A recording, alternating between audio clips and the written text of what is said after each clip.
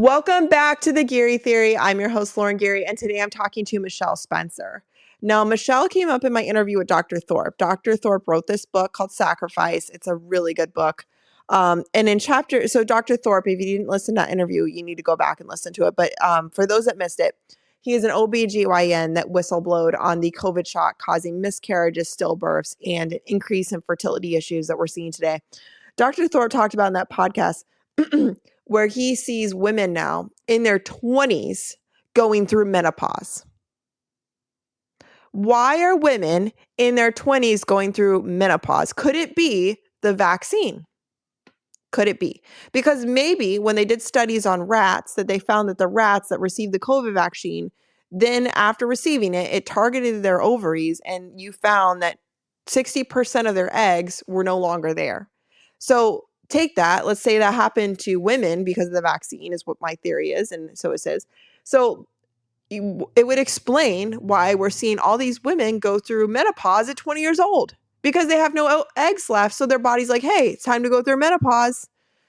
It's tragic. It's unfortunate. And I'm disgusted by it. So anyway, Michelle in chapter 2 is mentioned because she's a whistleblower she's a labor and delivery nurse in Fresno, California. And she saw, and we get into her testimony, we get into her story, that the number of stillbirths in her hospital was an average of 4 a year. That number, after the rollout, we're talking after, like within a week after the rollout, that number went from 4 a year, 4 stillbirths a year. The rollout happened and the number changed to an average of 4 a week. Let me get that through your head. We went from 4 a year to 4 a week in her hospital a week after the rollout. Okay? Do you understand? Like, I think everybody does, right? The tragedy of a mother going through growing a beautiful baby in her womb and that life just be taken away, and then she has to give birth to that baby. That is my worst nightmare. I think that's every parent's worst nightmare. And there's nobody's even talking about this except her and a few others. And what the craziest thing, you guys got to listen to this, but you got to listen because it's still happening today. We get into that. The other thing I'm going to say, her testimony was really powerful because she had so much courage. She had so much bravery to speak out on this. She definitely knew her job was at risk and she took the risk, but you see God's protection over her. And she tells at the end of this story how there's even a new update to the story that wasn't featured in his book because it just happened. And God is working with her story even more powerfully than we could have even seen coming. So let's get into this podcast. This is one you don't want to miss. All right. Thank you so much, Michelle, for joining us today. I read about your story in Dr. Thorpe's book. I brought it here in his book, Sacrifice, and I did an interview with him. And I felt like his book was really good. But what gripped me, the first thing in his book gripped me, was when it gets to your story. Your story is really powerful because I think what we're seeing is just a very human, like on the job experience with it. And the numbers that you revealed through your story were just insane. So that's what I want to get into today. But your story kind of starts before, so you're a labor and delivery nurse. But your story starts before that. It starts with your mother's, and I know it's a sad part of the story, but can we just start with, I guess, a little bit of your career? Like, let's get an introduction. Let's start with this. Could you do a little introduction on who you are and your experience with your mother going through COVID? Sure, I would love to. And thank you, of course, for having me on. And I've been a nurse for 8 years. I started off actually as an LVN working at a nursing home. So working with a lot of Alzheimer's patients. That was a hard job, right? And I learned from that experience that I will never put my parents in a nursing home, that I can't trust somebody else to take care of my loved ones the way that I would take care of them. And even though I learned to love the job at the nursing home, it was extremely challenging. So then when I got my RN license, I took the first job that I could, and it was on the cardiac floor. And so I took care of a lot of patients who had cardiac issues and lung issues, kidney issues, and they were on chronic medication or medications that they had been long term. So I didn't really question the medications they were taking. I got really familiar with them. And then after being on the cardiac floor for about 3 years, I was like, you know what? This is like draining my soul. Like I want to take care of Yeah. babies. So I transferred to postpartum in the end of 2020. And my I transferred to that floor and I was so happy because I got to take care of these newborn babies and their little Yeah. miracles, every single one of them. And I believe they're gifts from God. Right. And Yeah. so in 2020, the mothers would come in and deliver their babies. And for the most part, they were healthy. They would come in. We were all wearing PPE because it was COVID and it was a weird time. But, for the most part, they were healthy. They'd come in, they'd deliver, go home with their healthy baby. And I told my mom at that time that I believe God put me on this floor. Mm. So I worked on postpartum for a good month through orientation, and I had to give a hepatitis B vaccine to an infant. Mm. And it was the feeling that I got when I held the baby down and gave that vaccine was a Yeah. feeling I'll never forget.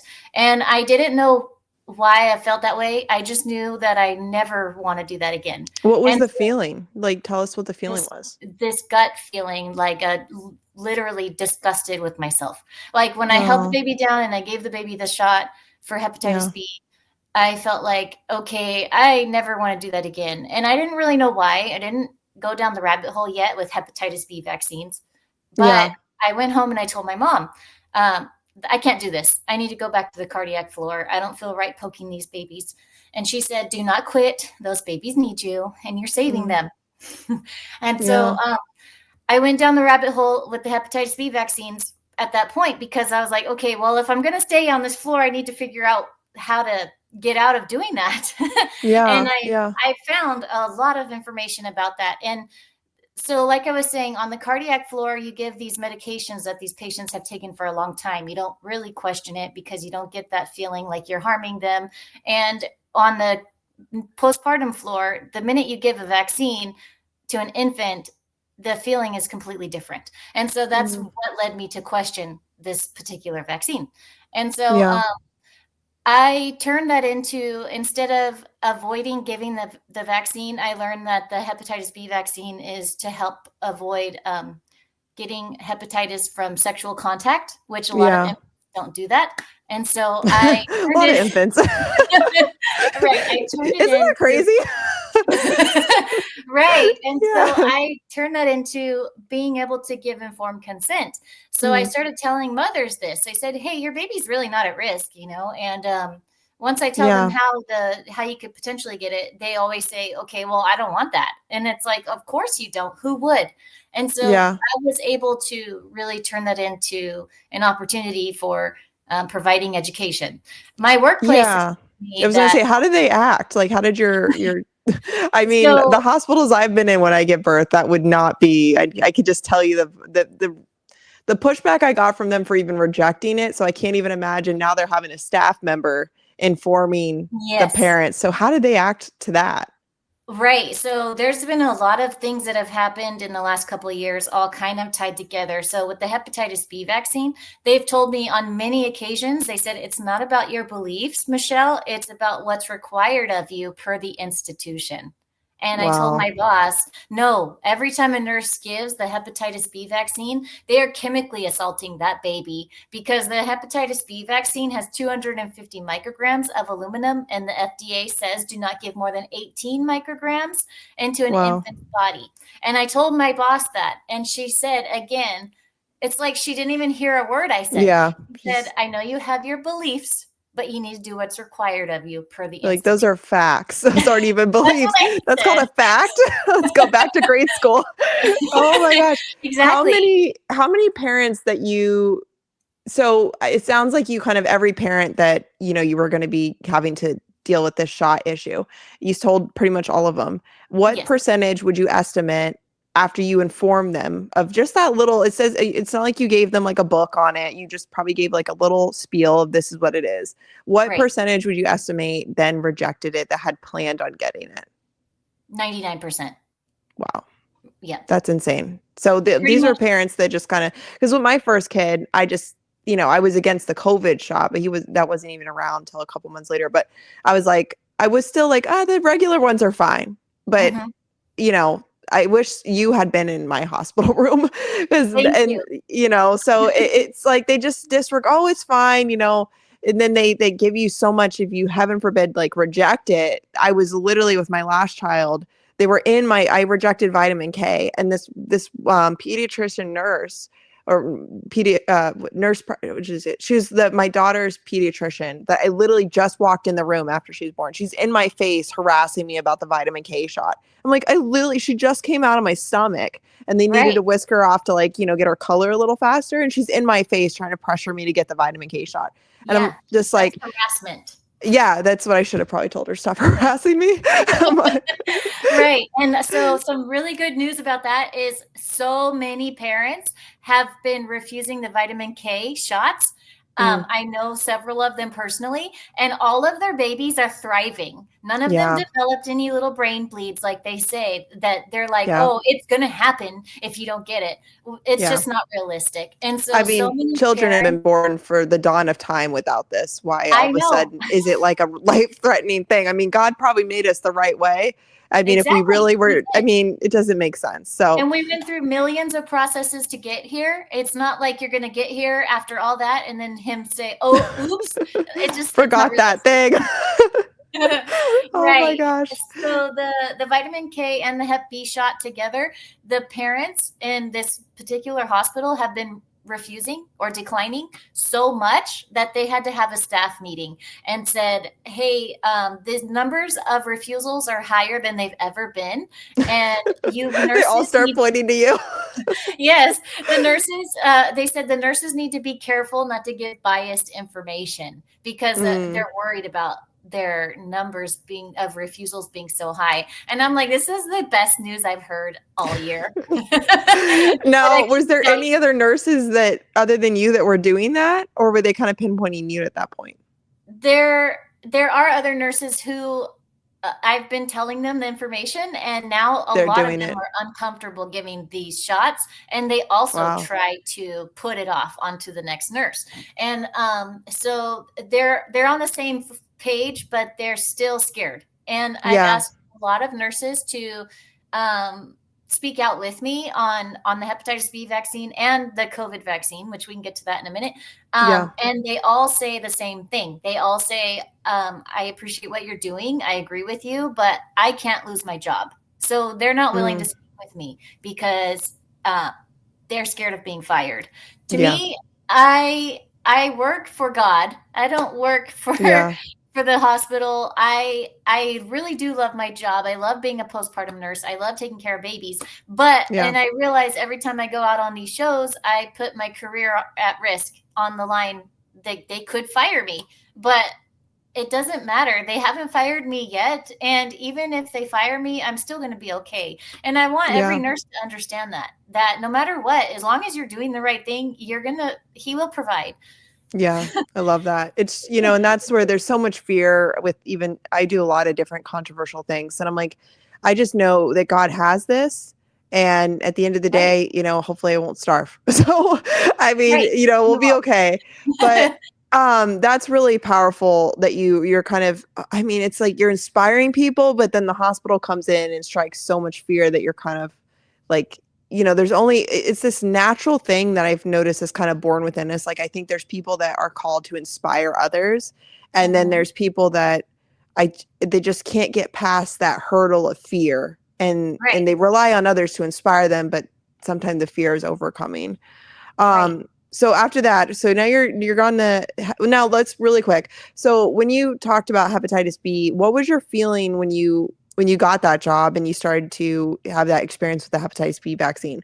When you went into that position, were you pro-vaccine, anti-vaccine? Did you have no opinion on it? What was your kind of place at that point? I was pro-vaccine until 2019 because I had followed all the rules. I got all the shots. I even vaccinated my kids because I had gone through nursing school and had been a nurse for a few years. And then in 2019, I received a flu shot, and for 6 months after that, I lived in tunnel vision. And vertigo and I had panic attacks. And it took me a long time to correlate it with the flu vaccine. So by 2020, I was like, I'm not getting the flu vaccine this year, even though they mandate it. I'm going to find a way to get out of it. So it was all in around 2020 where I really started to go down the rabbit hole on all of those vaccines. But no, before that, I had been pro vaccine. So if someone had told me ahead of 2020, like, oh, don't get the hepatitis B vaccine for your newborn, I would have been like, are you kidding? Like, you have to get them for school or whatever. And it took me a long time to wake up. But thank God I did, because in 2020, COVID was happening and people were scared, and they show on the TV that people are, like falling down like flies or whatever. And in the hospital, it wasn't like that in 2020. And then Yeah. 2021 came, and they start talking about this COVID vaccine that they're Yeah. going to give to the entire population.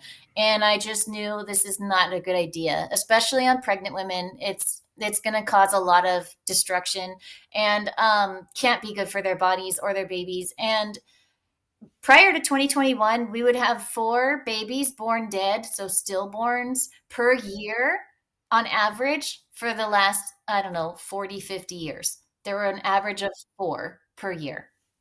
They call them fetal demises at the hospital, but I like to call them stillborns.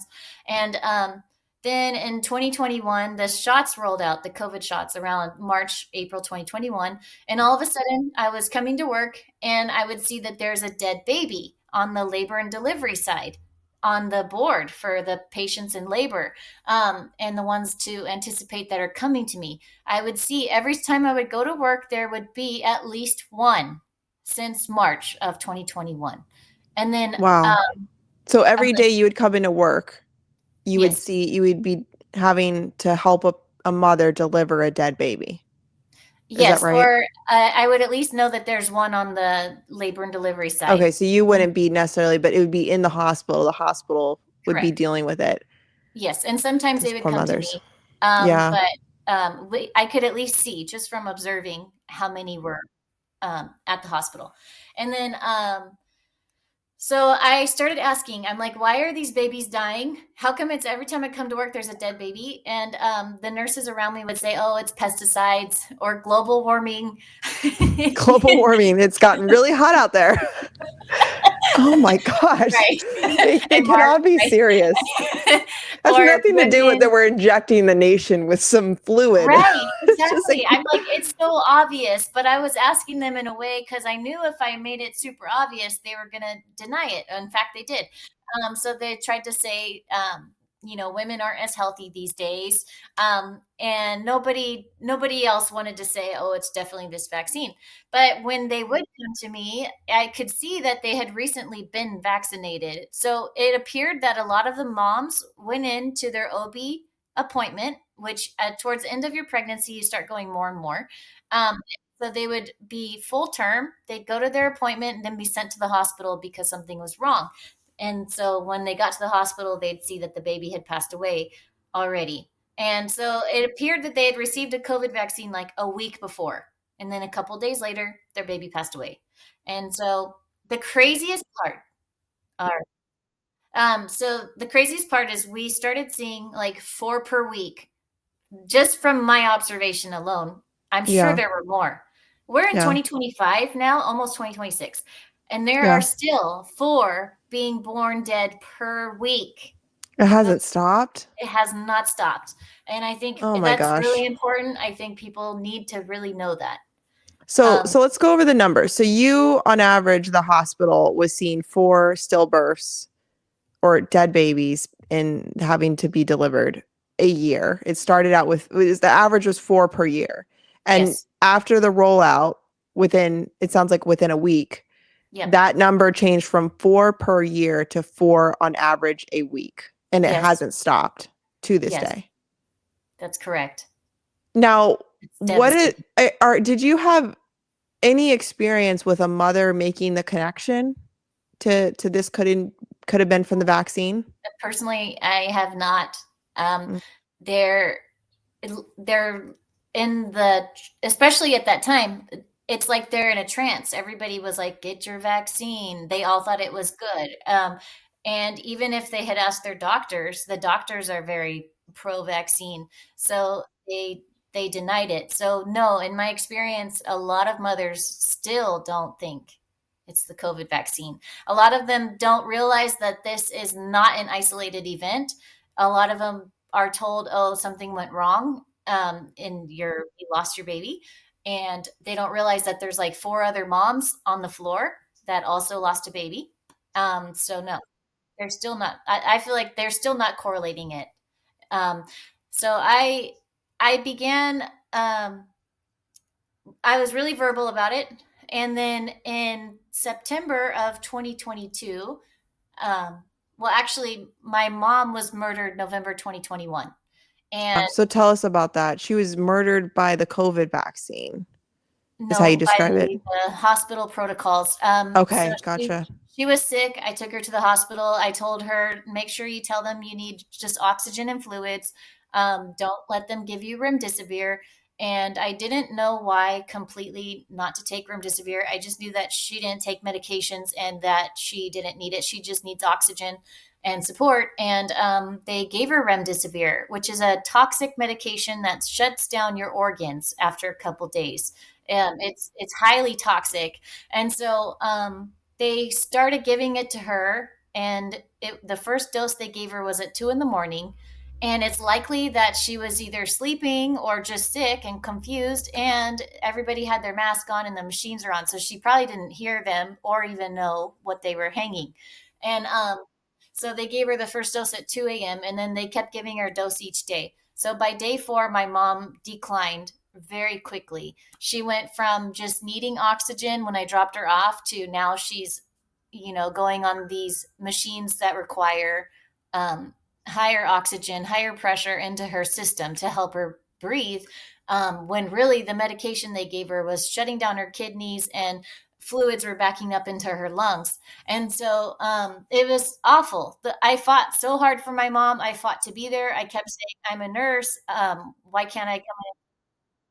They wouldn't let me in. They kept saying, "You can't come in. It's our policy." And I just said, "Why does it matter? I'm a nurse. I can take care of COVID patients at my workplace. Why can't I take care of my mom?" And they would just say, "Oh, we can't. It's our policy." Like they didn't know why it was their policy or anything. They just all they knew how to say, like a robot. And so I kept fighting to be there, and they wouldn't let me. And then the day, it was November 27th, they called me and they said, "Okay, your mom's going to die this morning. So come on in and say Gosh. goodbye." Right. And so after 2 weeks of just knowing that she's suffering, they finally let me in. No return. So when I got there, she had caked blood on her lips. Her hair was all matted. She was laying in her mess. She's black and blue all over from bruises, and she's like short of breath. Her eyes are rolling back. It was awful. I'm so disgusted by them. Exactly. And then when I got there, I started trying to like fix her up and help her get more comfortable and like stabilize her. And all the belongings that I had been sending to her every day, trying to bring her whatever she needed, whatever she asked for. I mean, she was asking for water. Nobody wanted to bring her water. And so I kept sending water bottles up there. All of her belongings were like 6 feet away by the window where she couldn't get up and couldn't reach them. She could walk. She walked into the hospital, but they had let her lay in bed for so long that um, she couldn't get up anymore. And so all her belongings were like off to the side where she couldn't get them. So They um, treated her like you would treat some like war criminal. Like yeah, like that's worse. Yep. yeah, yeah. I mean, that is It was it was awful. so sick, and I'm so sorry that your mother went through that and you had to watch that. And it's so evil that I mean, like to deprive somebody of seeing their loved one, even if it wasn't like the end of their life, but just going through an illness. That's just that alone. And then to know that she's declining and you're denying family from seeing her is Yeah. that's evil. Yeah. Um, It and was. then It was yeah, totally evil. so And sorry. yeah, thank you. When I got in there that morning, she suddenly got some energy and she was like, "Do you think there's a chance meaning to go on the ventilator if she'll survive. And I'm thinking, well, no, of course not. Like they already killed you, right? But of course I didn't say that. I said, yes, mom, do you want to try? And so she said yes. So I called the nurse in there and I said, hey, my mom wants to try. Can you put her on the ventilator, change her to full code? And she was like, well, then I have to call the doctor. And I said, yeah, duh. And then so they called the doctor. They went in. They said, "Okay, we'll put her on the ventilator," and they took her out of the room. And in retrospect, I'm glad that she went on the ventilator, even though I already knew she was going to die. Because once they got her on the ventilator and she was resting, she finally seemed peaceful. So Mm. at least she wasn't suffering. But um, then she started to improve a little bit on the ventilator, so they said I have to leave. Um, Oh my gosh. These people are yes, insane. yes. And so later on, they let me come back, and when I got there, she was in restraints, and she had had her teeth knocked out. So that Why? means, What? yeah.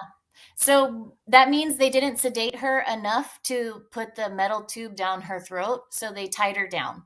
So she must have felt all of it. And they shoved that thing in her mouth hard enough to knock out her front teeth. Yeah. And they put her in restraints and they never had an order for that. They never told me she had been put in restraints, and that's 100% illegal. So, of course, when I got back in there to see her, I didn't take a picture of her in restraints because I was in so much shock from everything that had been going on that if I had taken a picture, I could have sued the hospital for that, you know?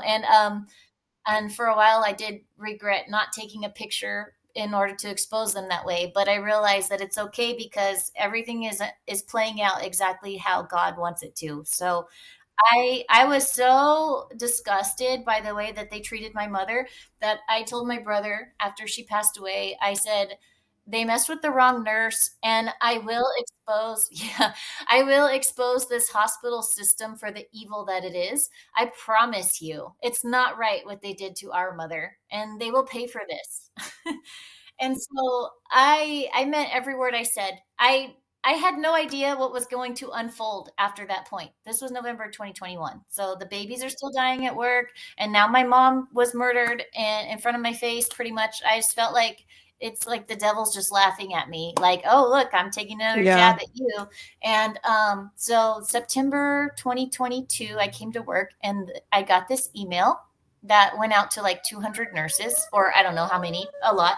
And it Yeah. said, the very first thing that it said, and it was written by a lady who's very pro vaccine, if that helps. So, with the way she wrote it, she did not correlate these demises with the COVID vaccine at all. She said, as you all know, there's been an increase in fetal demises, and in the month of August, there were 22 of them. And that ties with the record in July of 2021. So she's saying for the last year, 12 months, there's been an average of 20 dead babies being born every month. So she said, because of the increase in fetal demises, you need to brush up on your policies and learn how to handle a dead baby's body. Oh my Okay, gosh. Like so so insensitive and exactly. And that's so yeah. when I read that, I was like, no, I am so done with your policies. Like, when do policies override human life? Like, Yeah. you were saying there's all these dead babies and we need to brush up on our policies. No, you guys need to find out why these babies are dying. Like, you should Yeah. read that and say, there's a huge problem here. And so I took that email, and because of my mom's experience with the hospital, I had met this woman named Susanna who's friends with RFK. She was a volunteer from Children's Health Defense. And so they worked together on the Vaxxed One movie. So I had met her through this. And I took that email and I sent it straight to Susanna. She sent it straight to RFK. So he got that email when he was the CEO of Children's Health Defense, and he sent it to 16 people. And he said, take care of this. This is a problem. And so these different investigative reporters started calling me and they said, hey, will you talk about this email that you received? And I was just like, sure, whatever, because I'm like, you guys already killed my mother. Like, yeah, I could get fired for this, but I don't even care at this point. And Yeah. It's great. And They I mess ended with up when once you got that fuel, that fire in you, it's like they messed with the yeah. wrong person. Yeah, exactly. And so I ended up on the Died Suddenly documentary with that email talking about it. And my workplace saw that and they called me into a meeting December 4th and they asked me all these questions. They investigated me for 40 minutes. They tried to get me to admit to violating HIPAA, which I didn't. I know better. And then at the end, I said, I'm a whistleblower and I have rights. And they said, are you aware that it's against company policy to copy and paste an internal document? Here we go with policies again, right? And I said, why are you wasting your time investigating why I copy and pasted an email? You guys need to be investigating why babies are dying. And, Yeah. and Good then, for you. What did they their mouths would have been like, yeah, I mean, who can argue with that? right, exactly. And the way, so right before that meeting, I was nervous. I was like, okay, this is it. I'm going to get fired. I was like ready to take off my badge. I called Mary Holland, the who was she's the CEO of Children's Health Defense now. Um, but at the time, she's one of the top lawyers. I called her because I had just received her contact information, and she said, "Just be honest. Go into your meeting." She's like, "If you get fired, it's okay because you're doing the right thing anyways, and just be forthcoming, and you're a whistleblower, so it's okay." And then so I didn't even know what whistleblower meant technically until that moment, like 5 minutes before my meeting. Wow. And so all of this crazy stuff that has happened this whole time, it just tells me that God is just leading the way because I'm like, this whole story is kind of like impossible. Like, you can't make this up. This, Yeah. everything that has happened. And so, Yeah. yeah. And so after I said, you need to be investigating why babies are dying, they said, you could go back to work. And I was like, wait, what? That was Um, the end of the meeting, like, after you said that? They yes. were just kinda I was done? like, I totally thought I was going to get fired. I can go back to You're like, "I work. have to finish my shift?" Like Exactly. I'm kind of rattled And up. Can I go home for a minute? right. That's And insane. so right, so I went back to work and, I just realized, "Huh, they didn't fire me. That's interesting." And so I've been taking a ton of notes, and every time there's a dead baby, I write it down. And, I kept working for a couple years and it got a little quieter. I was still going on shows, but like nothing was really being done. And Yeah. then I went to New York at a rally and Mary Holland was there and a couple of other people from Children's Health Defense. And she said, if things get really bad over in California, just call me and I'll help you. This was in September of 2024. And so then a few months later, I keep working. And when I think about quitting, I hear my mom say, don't quit. Those babies need you. You're saving them. And I'm a breadwinner. I have 3 kids. Like, I can't really quit or get fired. And, so it's okay. And plus, I still love these babies. And so I actually like my job. So anyway, I took that as an opportunity to keep giving informed consent to these mothers about the hepatitis B vaccine. And so recently, a family member complained. And that's when my boss called me into the office again. And she was like, I know you have your beliefs, but you need to do what's required of you. And that's when I was like, no, we are chemically assaulting these babies every time we give 250 micrograms of aluminum. That's chemical assault. That's wrong. We're taught to do no harm. It doesn't matter how much you're getting paid. If it's wrong, don't do it. And then that's when she was like, well, if you have more questions, you can talk to the head pediatrician. Her name's Dr. Nelson. So I said, okay, sure. I'll go find her. I went up to her and I said, hey, I explained the aluminum content to her like I did to my boss. And she said, oh, no, it's not the same aluminum. It's not a neurotoxin, the one that they have in the vaccine. Well, I'm sorry, which one is not a neurotoxin? Because I'm pretty sure aluminum doesn't belong in your body, period.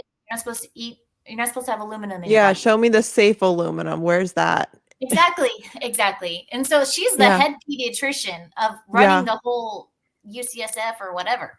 And so Yeah. anyway, I got so frustrated from that meeting with my boss that I called Mary Holland Yeah. because she had said recently, if it gets bad, call me. And then, Yeah. so then she connected me to Greg Glaser, and he's amazing. He's an Yeah. attorney here in California, and he proposed a letter for Children's Health Defense telling my story briefly. I mean, they already kind of know, and asked if they will fund a lawsuit for me to expose the hospital for the evil that it is. And they said yes. It is awesome. And when I found out that they said yes, I just dropped to my knees and I thanked God because I'm like, oh my God, they're going to pay for me to fight this.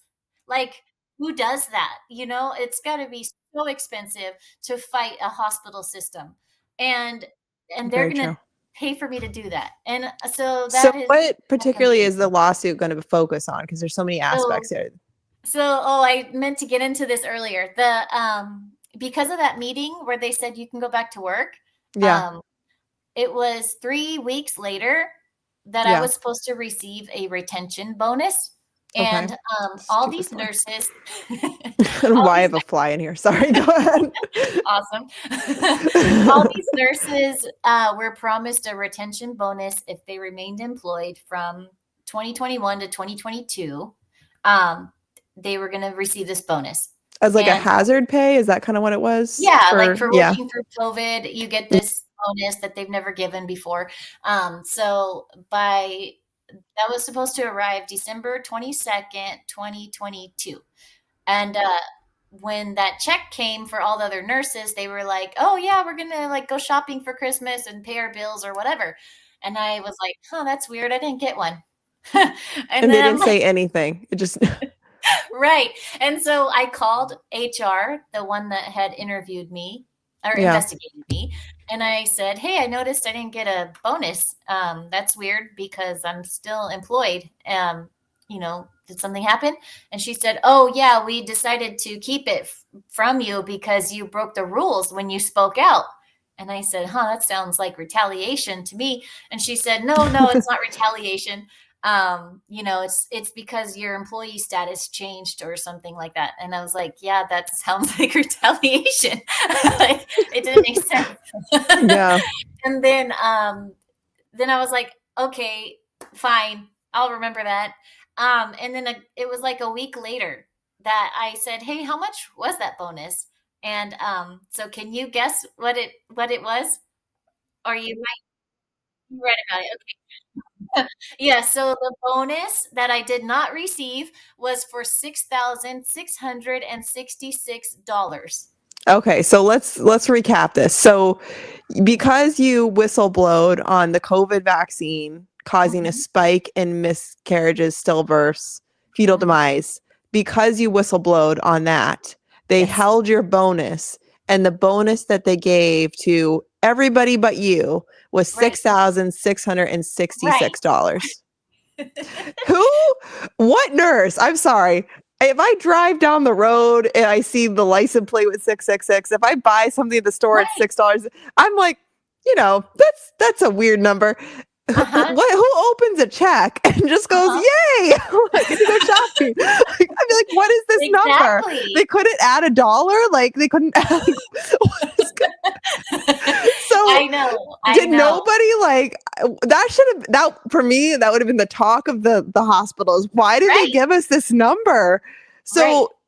So it was only when you like asked somebody and they're like, "Oh yeah, it was an odd thing." Is that kind of they Yeah, didn't really it wasn't a big deal. They didn't really think of it it. wasn't a big deal. They said, "Oh, it's kind of odd, but that's okay." Like, they just think, well, they don't think much of it. They just decide that it doesn't mean anything. That's And so, insane. and of course, And they're do not going to you be like, "Oh, I'm going to take this 6666 because that's $6,000." yeah, I Who's going to mean say, "Oh no, I don't want it"? You know? yeah, I Oh, just don't know even if they subtracted like a couple bucks. Like it's just a weird number. So, do right. you know how they get that number? Like is it that the hospital decided they're going to give out this amount of money to this many employees and when they divided it and they subtracted yourself that it changed the number or is it Do you know how that number even came to be? The first year, the 2021, they did give everybody 3333, and I did receive that one, which is still That's kind of a weird what number. are they just pulling numbers out of a hat? This is very They odd. said they said if you remain employed for the 2 years, they will give us $10,000, is what they said. Okay. So the Yeah. first year, if we were employed, the first year we Oh, got I three, see. I get it. which I Okay. did receive that check in 2021. Okay. I Um, get it now. and still, I don't not quite like that number either, but I like it more than the other one. and then, and then the second year, everybody received the remainder for. Gotcha. Okay. That's how that number, Yeah, that is and so insane. they kept that bonus for me, and when I found out the number of it, I was like, "You know what? I don't want your evil money anyways." And so I just kept working because I was like, "It's all right, Yeah. just keep going." And then I kept giving informed consent to these mothers, and so I felt like even though the babies are still dying, they're hiding the information, and lying to everybody, the public, that I still know that I'm making a difference for these mothers because I'm like, "Hey," once I tell them and they're like, yeah, I don't want that. I know that it's planting a seed, and hopefully they start questioning the childhood vaccines, all of them, Yeah. because none of them are safe or effective. What is it like, if you can give like a general, just so we don't get into particulars of patients, but for these mothers that come in and, they thought their pregnancy was going fine, and then all of a sudden it took the worst turn it could take, and now they have to, I can't even imagine, but give birth to a baby that's passed away. That'd be horrible. It's devastating. What is it like to walk through as a nurse with those patients on that journey? Well, they're devastated. So you Yeah. can just provide a lot of comfort for them. Like I had a mother that her baby was blue, and of Mm. course they're blue. And she wanted the baby in the room with her, which is fine. A lot of times they do, and Yeah. some don't. And so she's just holding the baby the whole time and crying. And It's so sad. yeah, and I just have to be. Of course, I'm willing to comfort her and let her cry and feel what she's feeling. I don't mind that at all. I'm really comfortable with people crying, um, Yeah. and being a But to support. like that would just make me wanna, like, go home and hug my children and be like, It does. "Oh my gosh," like, to see that, and it's one thing, like, you saw 4 the hospital saw on average for a year, and now it's 4 a week on average. Hmm. That's like when you talk numbers like that, like, you're talking almost like kind of like a trauma, Hmm. like, you're going through and you're watching so much death and so much innocent death. It's Hmm. kind of like a war scene, it almost feels like in my mind. Right.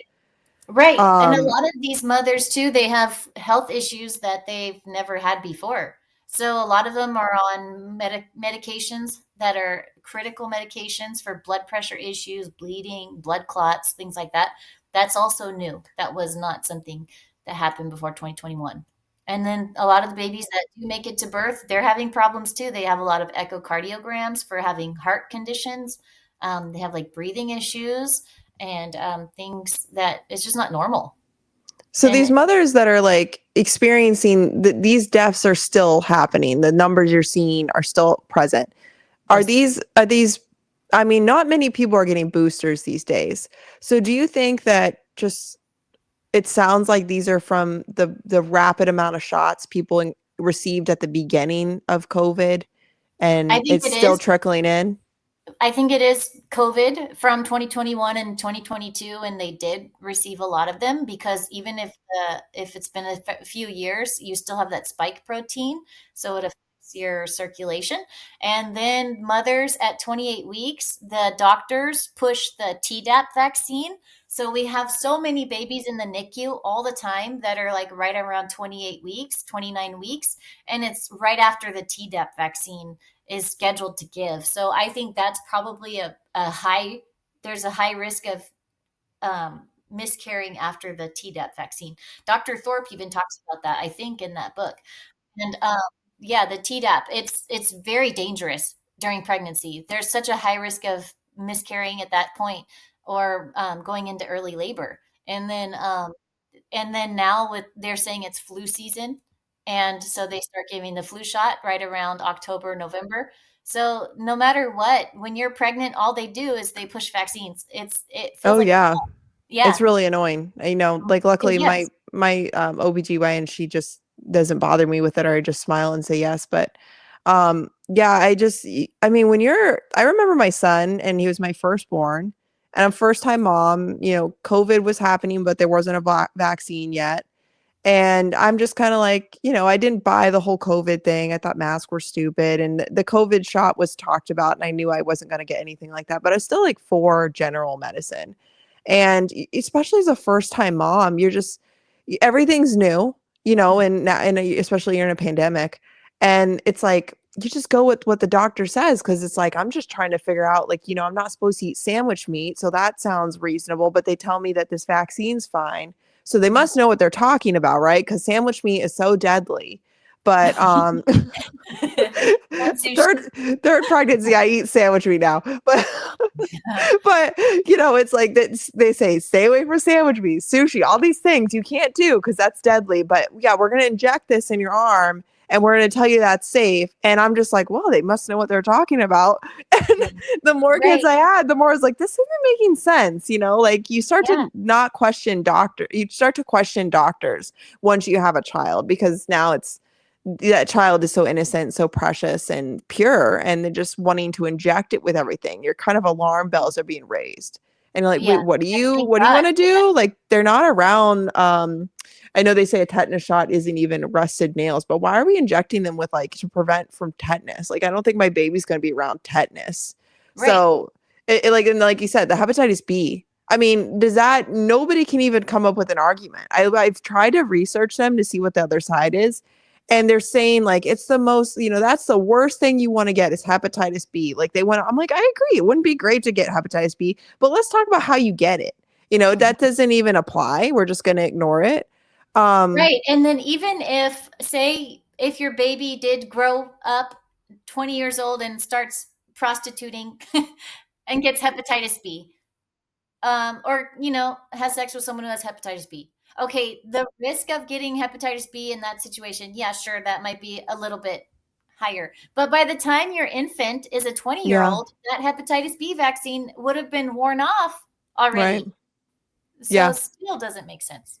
None of it is making sense. And that's why, especially, why are they doing it like day one within hours of them being born? Let's Right, inject. right, Yeah, it's insane. And that's why I think people like yourself, it's like you're just a common sense person. I mean, you're seeing your firsthand experience is that we rolled out this thing in the United States, and instantly the hospital is experiencing massive stillbirths. right. And it's just common sense. Like, you don't even need to be a scientist. You don't even need to study what is in that. Just your brain says they're shooting people with this, and this is what's happening. There Right. has to be something linked. But let's tell everybody it's global warming, because that's clearly the cause here. It just, you know, The oh same my with gosh. if it had been a vitamin C tablet that the OB doctors started giving their pregnant patients at 36 weeks or whatever, and then all of a sudden they start having stillborns. Of course, they're going to be like, oh, stop giving that vitamin C tablet. Even though vitamin C is technically safe, obviously it's a problem. It's causing, there's a safety alarm here. So even one or two deaths should have been enough to alert them. And so that's definitely not the case. They're all in a trance and in a cult, in my opinion. And I'm just trying to help wake them up. I don't know if I'll ever be able to truly wake them up in the hospital because it's so consumed by evil. But I know Yeah. that just by speaking out, that other moms hear me and they just know that what I say resonates with them. And I Yeah. hope that I plant these seeds and I help them think, because ultimately I'm just trying to protect their baby. I realize Yeah. that people who vaccinate, the doctors who vaccinate, they say it's to protect your baby. So in their view, their eyes, they're also protecting their babies, but it's just not realistic. Common sense tells me these vaccines are not safe and they're not going to protect your baby from any sort of diseases. And so yeah, that's why I'm at where I'm at. So time I speak out, I think that I help at least somebody, and that's good for me. If I can help one person, then I've done my job. And then, yeah, the lawsuit is about retaliation against a whistleblower for one, which thank God they kept that evil bonus, because if they didn't keep that bonus, I would never have even had the opportunity to file a lawsuit, because it takes a serious act in order to even file a complaint. Like, you really need some, like, a good reason. That's why no one else has been able to start a lawsuit like this.